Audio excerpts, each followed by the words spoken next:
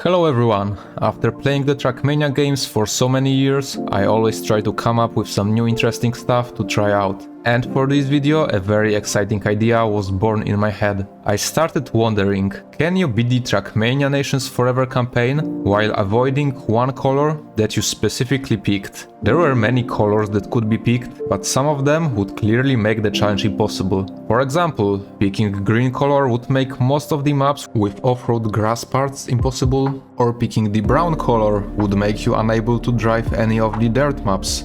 Then I thought about the blue color. Let's think, what things exactly are blue in Trackmania? There is some obvious stuff like edges of the pool borders, walls on the platform blocks, the ground under the wide dome blocks. These things may seem like they are a bit too insignificant to make this challenge hard or interesting.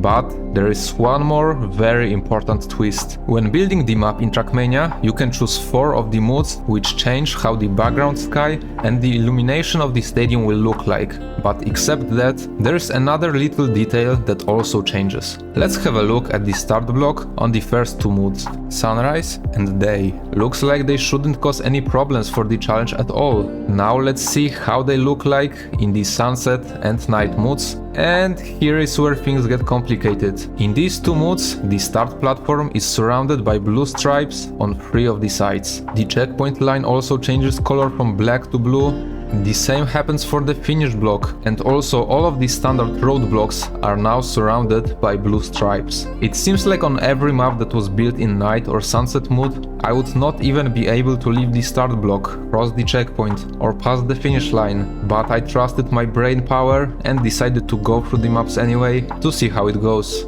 Make your bets. Will I be able to beat the entire game without touching the blue color? Let's start and see what happens. We start with the first map in the White Series, AO1 race, and it's the map built in sunset mode already, meaning that I can't just drive forward to continue to the rest of the map. Only one way I could go was backwards from the start. So I fell to the grass, built up some speed driving around, and used one of the sculptures to get back to the main map.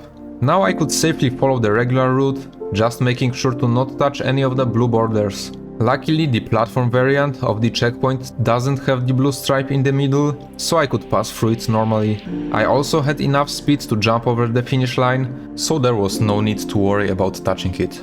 The second map of the campaign, AO2 race, is built in the sunset mode again, so I had to use a similar strategy by starting backwards. But this time I could instantly get back to the main road with a nearby dirt hill. Rest of the map has no blue parts, all the way until the finish line. Luckily for me, it is actually possible to trigger the finish without touching the blue stripe with car's wheels. It is a bit easier to do backwards because the car's spoiler extends slightly outside the car's shape, giving more distance to work with.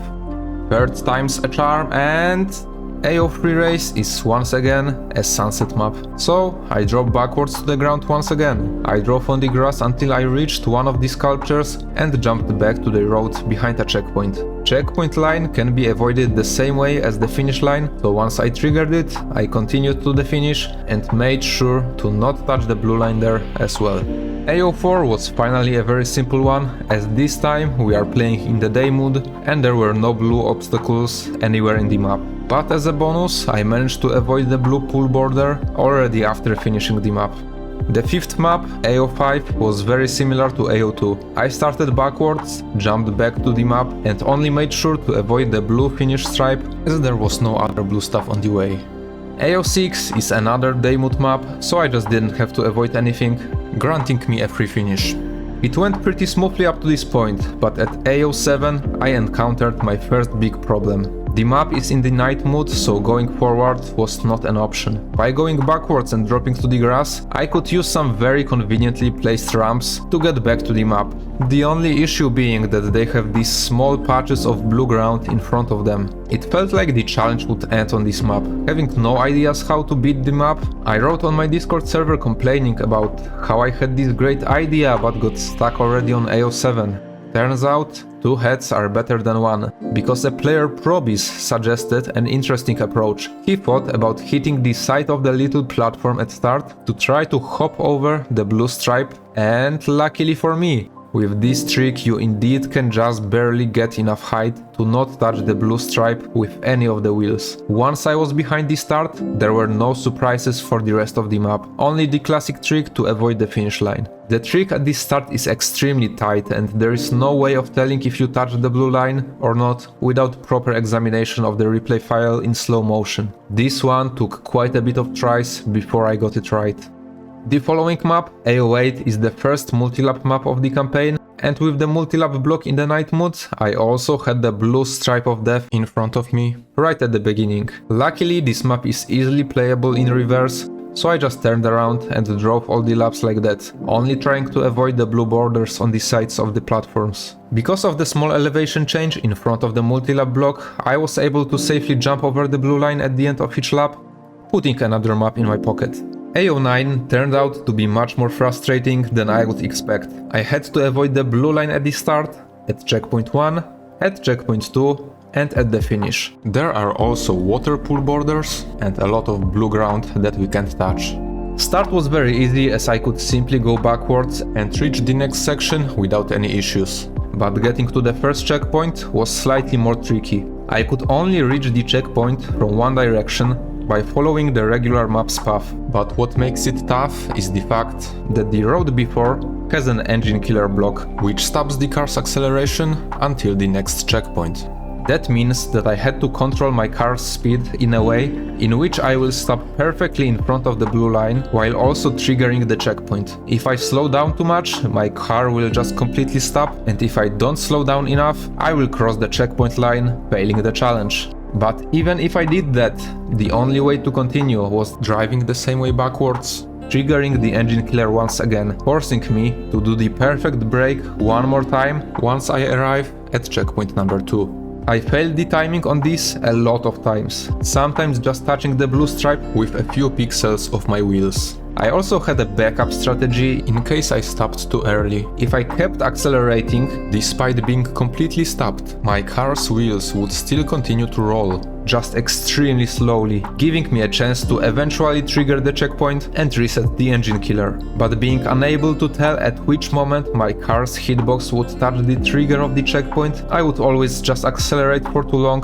crossing the blue line instantly after the engine killer effect was gone. Eventually, after a lot of attempts, I managed to get both of these stops right, and then I could safely do the backwards trick for the finish line. After finishing, I made sure that on both of the brakes I did not touch the blue line indeed, and it seemed like I could finally continue to the next maps.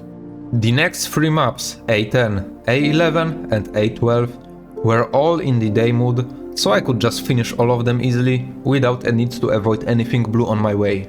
A13 is another night mode map, so I knew there could be some trouble there. Dropping backwards to the grass was not useful at all, as there is no way to get back to the track, so I had to do the same trick with hopping over the blue line as on A07. Once I was behind it, I could just follow the road up to the next checkpoint, making sure to not slide my car too far on the downhill. I triggered the checkpoint and a question arrived in my head. Where can I go next? I cannot leave the road at any point because of the blue stripes on the sides, and I couldn't cross the checkpoint or the start block. It seemed like I trapped myself in a blue line box. There was, however, one more thing that I could still try: respawning.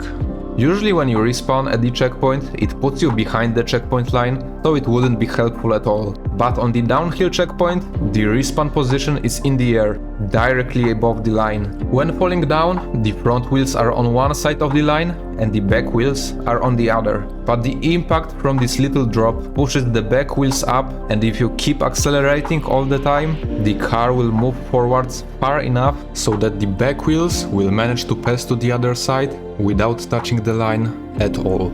The rest of the map had no obstacles at all, as I could just jump over the finish line. So many different things aligned perfectly for this map to be possible. It almost seemed like a miracle. The next map, A14, was another free map, no blue objects anywhere in the way. And finally I arrived at the last map of the White series, A15, another night map. The line at start can be easily avoided by going onto the grass and jumping over the wall back to the track. I made sure to not touch the blue platform borders later on, and I safely jumped over the finish line, getting the last completion of the White series of the Trackmania Nations Forever campaign. I have to admit that a lot of ideas I have in this game often seem promising but end in a complete failure. But with this one, everything worked exactly as perfect as I wanted. That is, up to this point. There are still green, blue, red and black maps that I am going to try, and if people will be willing to see the challenge being continued, I will be happy to bring it to you on my channel in the next videos. But for today, you have to be satisfied with first 15 maps. I would like to thank my YouTube channel members for supporting me, and also thank you for watching the video to the end. That's it for now, goodbye, have a nice day.